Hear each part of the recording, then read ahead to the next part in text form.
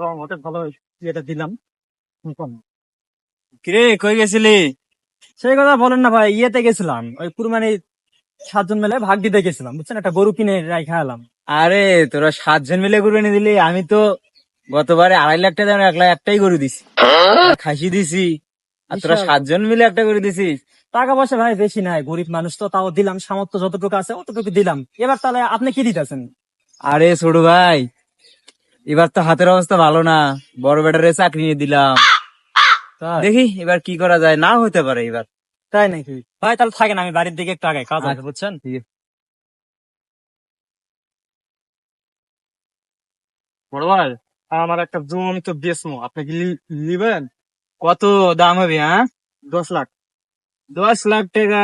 এখন তো ম্যানেজ করতে সময় লাগবে। না, আমার টাকা মনে করো যে কে আসে লাগবে, হ্যান্ড ক্যাশে লাগবে। ও, তাই দেখি ব্যবস্থা একটা করি, আয়।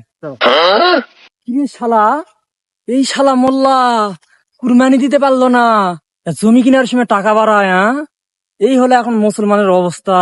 শালা রে, মানুষ চিনলাম না।